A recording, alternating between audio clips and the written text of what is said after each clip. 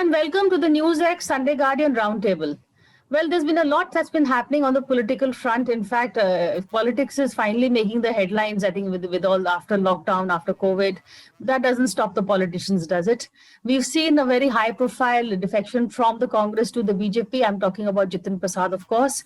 We're also told that two more follow, two more Congress leaders. And, there's a whole lot of speculation as to who they will be, whether it's going to be another leader from Uttar Pradesh, maybe one from Bombay, one from Rajasthan. So all kinds of speculation going around over there. The BJP too also has its own share of rumblings. We've heard not face off, but all is not really well between Yogi and Prime Minister Modi. He's in the capital as we speak, meeting both the party president and the Prime Minister. While most people are ruling out a change of guard, there is, of course, speculation as to what may happen, as to whether there will be a cabinet reshuffle in UP, whether the Prime Minister may want to get some of his own people and make the UP cabinet not so UP heavy. And don't forget, there is also a reshuffle at the center that's pending on the cards also. So lots to talk about, and I have with me a panel of experts who actually are in the know of what's happening, or have heard all the buzz, and they have their own analysis on it. Joining me is Rashid Kidwai, author of 24 Akbar Road. Sanjay Jha, he's a former spokesperson of the Congress and a political analyst. Nistullah Hebbar, she's the political editor at The Hindu, and we'll also be joining in. Shankar Iyer will also be joining us soon. He's the author of The Gated Republic and a political analyst.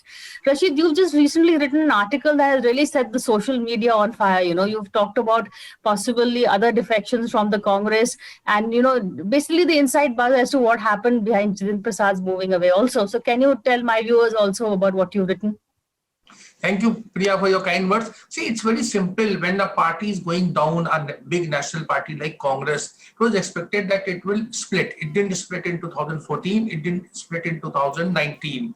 It has a huge mass of, disgruntled leaders. 1977, almost 2/3 of people left the Congress. And there are many bicholias, intermediaries, who've been holding negotiation on behalf of ruling party, that is BJP, and with this sort of disgruntled elements, or those who are, wiser people, those who think that, grass is greener on the other side. So this kind of thing is going on. Now, it is entirely up to the BJP, how many people it can accommodate as Rajya Sabha members, as, party functionaries, spokespersons, ministers. So there is a kind of, that RAC queue is there, reservation against cancellation, and all those who are getting confirmed birth, they jump. This is a situation. This is something that Congress leadership cannot do, because if someone has made up a mind to cross over, you would just there is always a pretext. There was alliance with Shiv Sena. Alliance with Shiv Sena was there, for almost, I think now 1.5 years or so, if not 2 years. So these are all excuses. One who wants goes away. But the other part of my question, Rashid, before I get the others in, who are the other names that, are doing the rounds? You have speculated, I think, about RPN Singh for one. I was actually having a conversation with somebody from UP, and they're saying being a congressman from UP is a disaster. It's a suicidal tag. That party doesn't exist. That label doesn't exist anymore. Maybe a Manish Tiwari from Punjab may not want to move, but somebody from UP, there is no future. So, Priya, Congress has been out of power in UP since 1989. I think that anyone who has stayed with the Congress has been a pakka, that Purana Chawal, in the sense that one who has a sense of, belonging and loyalty. If people are leaving, then of course it's a lot of, I would say, mishandling on the part of Priyanka Gandhi, Rahul Gandhi. Remember, all these, young, dynasts have inexperience. They just came, they have not struggled. They have not made sacrifices. Both sides, whether it is, likes of Jitin Prasad and Jyotirmadya Scindia, Milind Deora or others, or Rahul or Priyanka. So this is the thing. So there is a lot of ego, one-upmanship. Remember, all these people had very comfortable, stay in Congress. It's just that, they are kind of, lackeys, their, people could not get position in district Congress committee or the state Congress committee, etc. So this is a lot of ego trip is there. I think, there's no point speculating, because as I said, most of them want to, leave, provided they get something from the other side. There is complete absence of ideology. There is also complete absence of high command. The political authority comes from electoral success. Rahul has not got much of electoral success, so there is no authority. He cannot stop anyone from leaving or going, and he has a that kind of, I would say, very, non-politician like, indifferent approach towards them. Sanjay, is that something you've been talking about? You and I've had many conversations, Rashid, also on this whole issue as to this whole indifference of the Congress leadership. I think you a whole lot of articles have been written also on it. Now, it's very easy for Rashid or me or Nistula or you to say ideology, but let's be honest, yeah. India is not like UK and US where somebody's labor and genuine labor, left orientation or conservative free market. In India, the right wing is meant to be Hindutva. There's nothing to do with economics. Yeah. And the left wing is about, or rather the centrists on the left are supposed to be more secular liberal. That's the only differentiation. The Congress has to step up. The Congress has not done it. So therefore, to blame Jitin or Jyotiraditya, not at all. People are in politics today to win elections because they're career politicians. Rashid can continue writing columns and go on 100 shows. What does Jyotiraditya and Jitin do in Uttar Pradesh? I'll give you one example before Nistula can come in. I go to Uttar Pradesh, I went very often. You know what the Karyakartas used to tell me? Sanjay ji, हम लोग यहाँ 30 साल से हम लोग सत्ते में नहीं हैं. हमें कुछ नहीं मिलता है. हम सिर्फ रायबरेली अमेठी और यहाँ वहाँ कुछ चुनाव होता है, हम लड़ जाते हैं. They have got nothing. They have no political future. They still work for the Congress. I think it's a miracle that the Congress still has assets in places like Uttar Pradesh or Bihar, Tamil Nadu, Gujarat, Odisha, where you have vanished. So I think to blame people is the easiest job under the sun. But I'll tell you what, at my home, when a house help leaves after working for 3 years, she may leave for a better option. But I always tell myself, she was here with me for 3 years. I should have found a way to keep her. It's as basic as that. That's true. Give them a reason to stay. Shankar Iyer has, of course, joined us, but I'll get Nistula in first. Nistula, there's a survey done by the Print Parashanam survey. They've surveyed about 1,500 people in Jitin Prasad's constituency, both Shahjahanpur and Doraha. And they've said that, do you think he's made it's a good move, a wise move for him to join the BJP? 52% have said no. Now, what does the BJP gain in having Jitin Prasad there, apart from the fact they've got someone from Rahul's inner camp? But they've already got Scindia. Priya, this is a question that I had put to Mr. Amit Shah himself, because in the 2017 UP elections, also, you saw a lot of defections to the BJP side, from Rita Bahuguna Joshi to Vijesh Pathak to a lot of other people. And every time somebody like that moved, the party they left behind saying, "Inko to 4 log bhi sadak pe vote nahi denge," and those guys anyway managed to win. In West Bengal, this situation did not work out at all for the BJP. So I asked him, I said, "What do you gain by getting people like this? You of dubious ground strength." So he said, "Dekhiye, I may not gain much, but the other guy will lose something now, some person from their camp coming over to this side."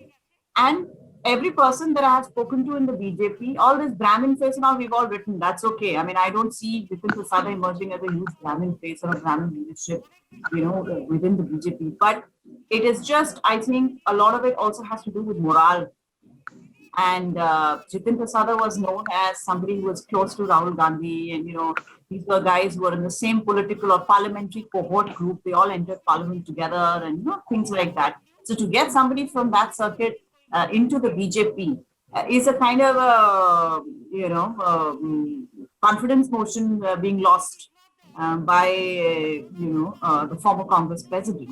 You couldn't hold on to your own friends, forget about the rest of the party. So in a nutshell, I would say that this was what pushed for this. And Jitin Prasad, as Sanjay very eloquently put it, the congressmen in UP, the ones who are still there, I mean, they have to win medals for loyalty, because politically, in terms of political motivation, in terms of just organizational work, strength, or just whatever you can get in terms of organization, you're not getting anything. When Jitin Prasad, when he joined the BJP, in his presser, he said that I found that I was not able to protect or do anything for my people.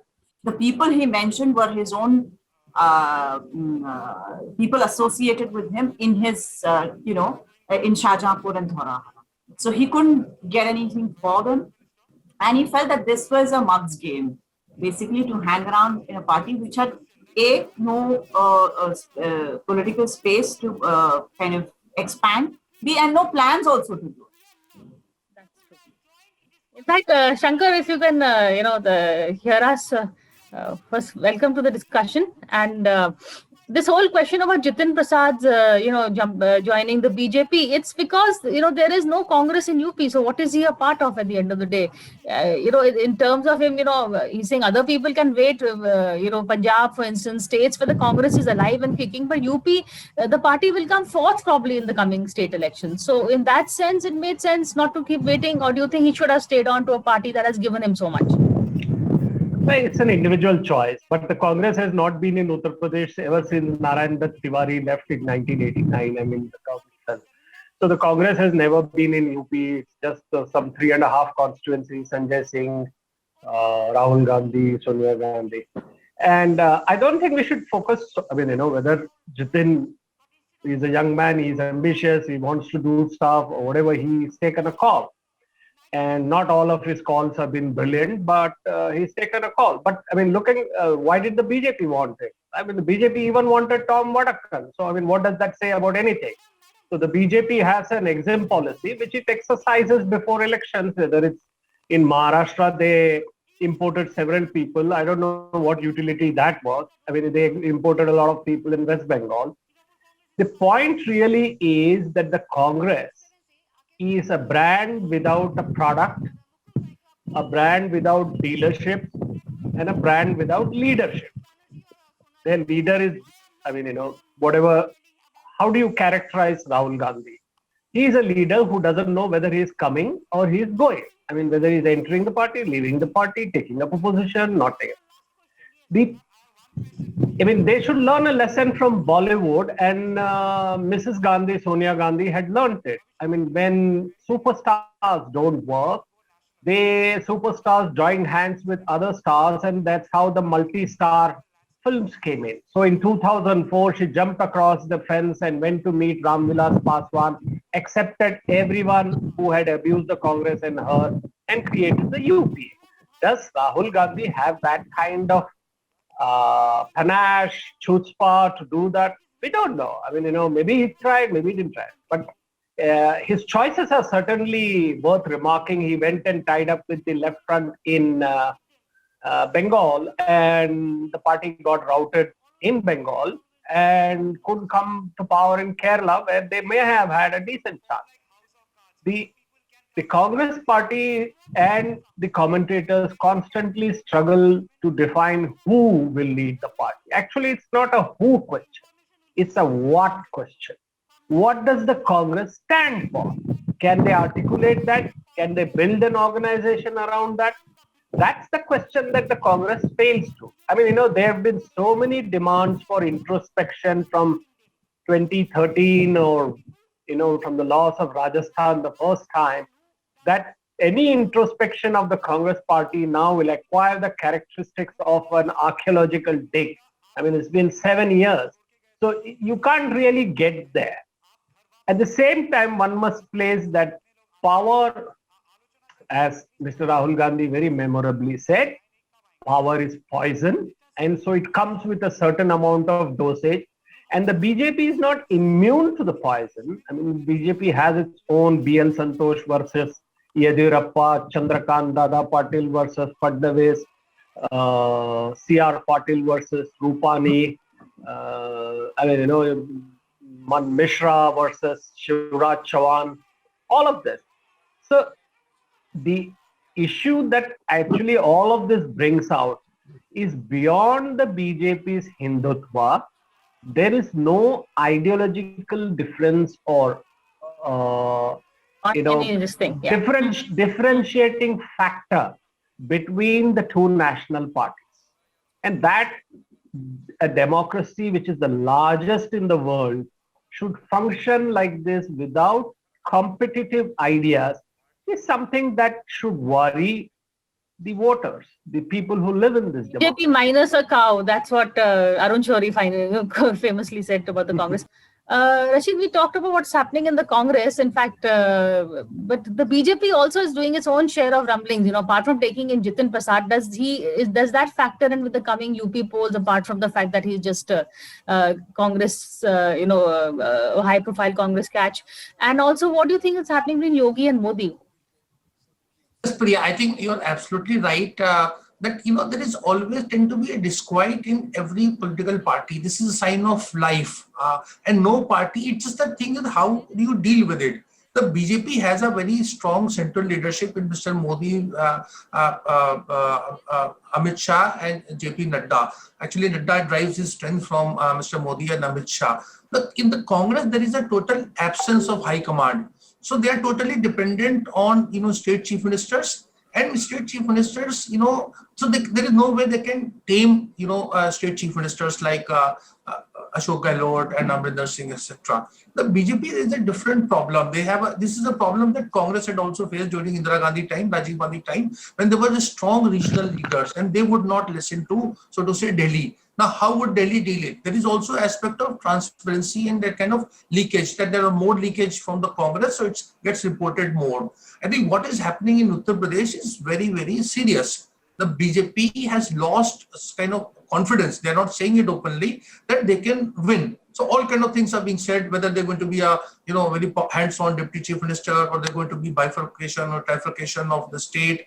All these things are a minefield. They are far more serious and they need to be highlighted much more in media, which is not happening. So therefore, we don't have that discussion. But what I'm saying is, this whole premise that, there's a brand and all, it's all, I don't give much weightage to it. The key factor in political leadership is with the Gandhis. The only difference between Narendra Modi and Rahul Gandhi is that Mr. Narendra Modi and his party is able to win states and Rahul Gandhi is not able to win states. And that's the thing. The day Rahul Gandhi starts winning, we will all think that, he is a very unconventional leader, he's a Macron, he's this, he's that, all kind of things will be said. So I think, this struggle is there in Karnataka, in Uttar Pradesh, in Madhya Pradesh, very, very...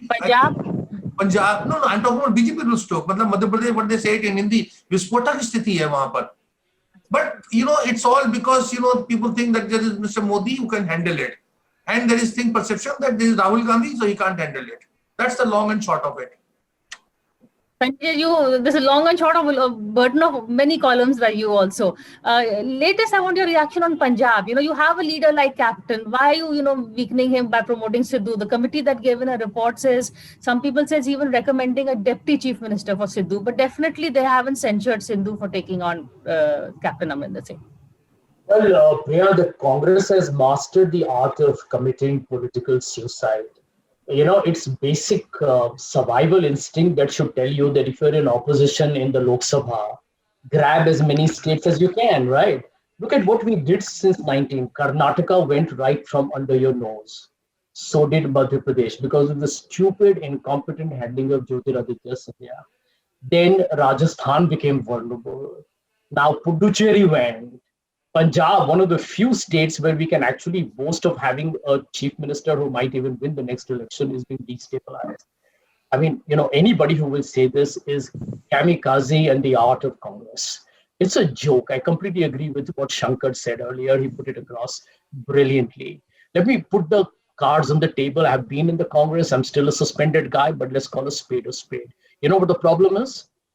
There's a song, a very popular U2 rock group song, I can't live with or without you.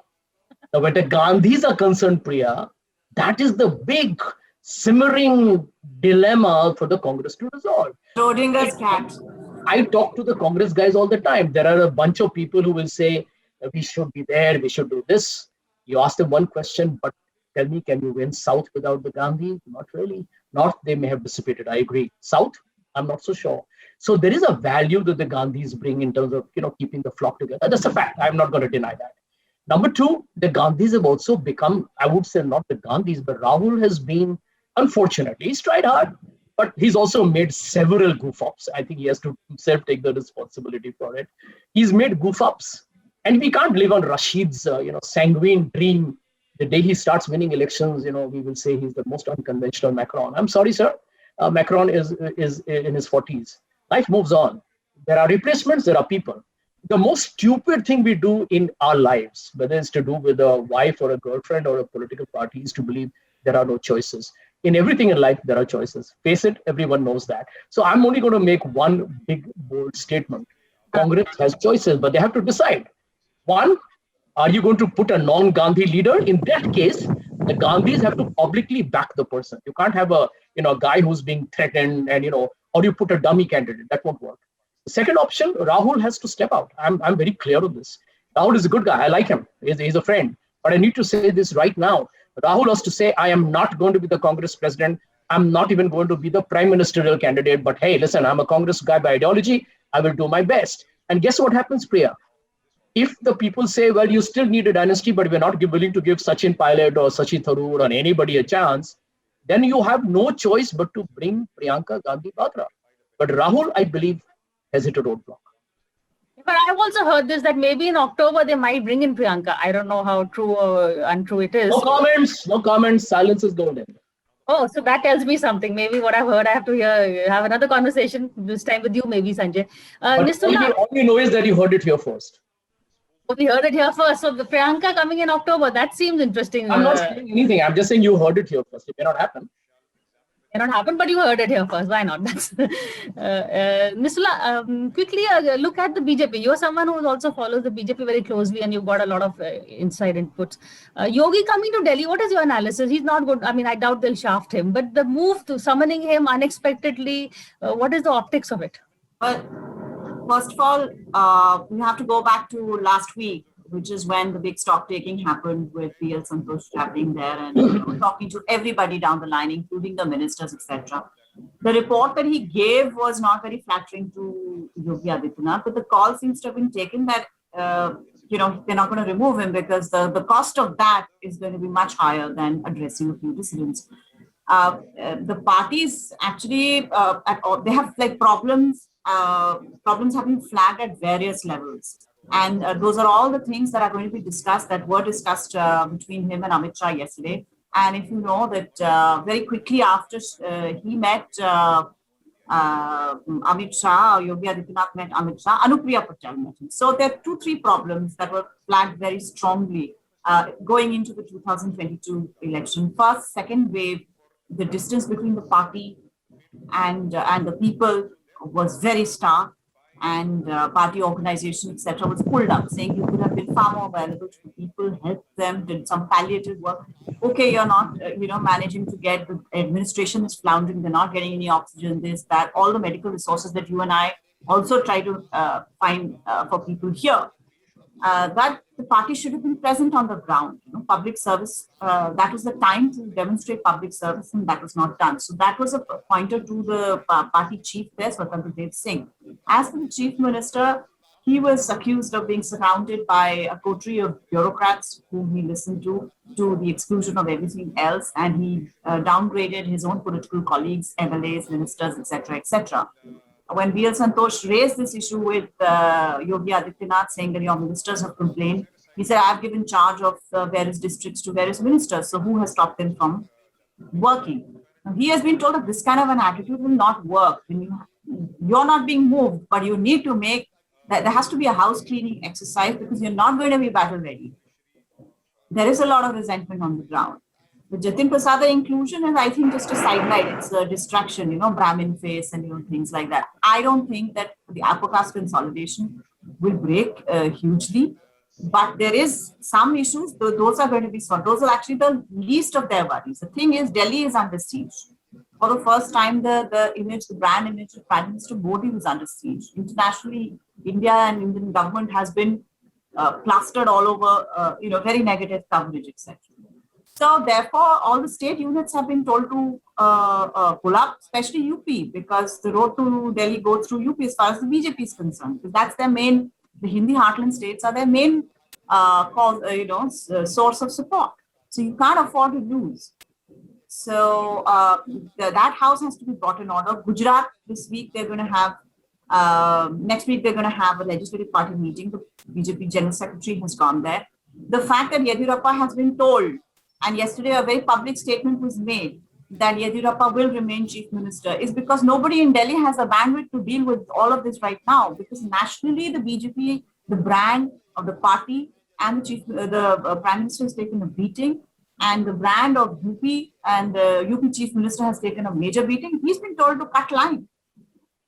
He's not going to. So all of this, that's the reason why he has come. He sought these meetings because he also needs to put across his point to the Prime Minister. When I spoke to his So aides, they Yogi told sought me, the meeting and he wasn't summoned. yes, his aides told me that he sought the meeting with the Prime Minister. Once the Prime Minister's meeting was settled, then he sought the meeting with the rest. And I was told very clearly, कि इतना कुछ लोगों ने सुनाया है BL संतोष को, तो जब योगी जी मिलेंगे प्रधानमंत्री से, तो वो भी तो एक दो लोगों का कुछ कहेंगे. Oh, okay. That's interesting So, one. yeah. Quickly, I'm going to cut you. Shankar, I'm going to bring you in for a quick last word as to the BJP, what Nistula said. Is it because the centers under siege that, Yogi is allowed to survive, or he would have been allowed to survive anyway? Prime Minister Narendra Modi is the Prime Minister, he's the leader of the party, he is the medium, he's the message, he's the product, he's the marketing agency. So the party's fortunes are tied up with how people perceive him having done or not. Yogi Adityanath or Yediyurappa are simply the side cast in the script.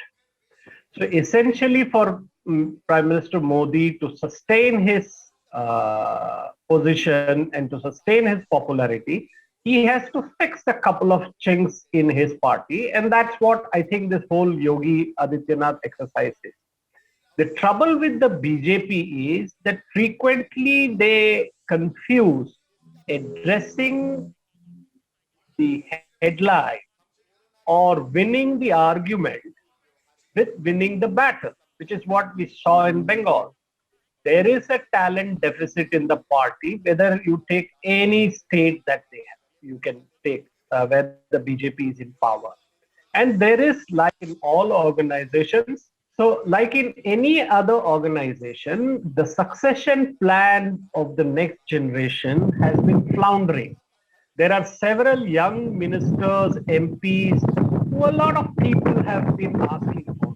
Last week I wrote saying that India needs a minister for privatization, and the two names that came up were Jayant Sinha and Nitin Gadkari. Not that any of those names are going to get anywhere. Similarly, there are people who are asking what happened to Rajiv Pratap Rudy? What's happening to the induction of Fadnavis into the center? What is the plan for inducting more women into the cabinet? So all of these questions have to be addressed. But when you have a funnel system or a cone system of leadership where everything reaches the table of the Prime Minister, things get delayed and then things deteriorate. I think the BJP has to find ways to engage with itself and then its voters.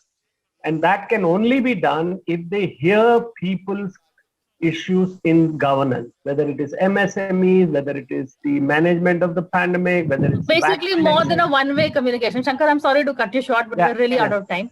So thank you all for this quick overview on the political buzz of the week. I think we got a whole lot of inside information from both the sides, BJP and the Congress. Thanks a lot, and thank you all for watching this show.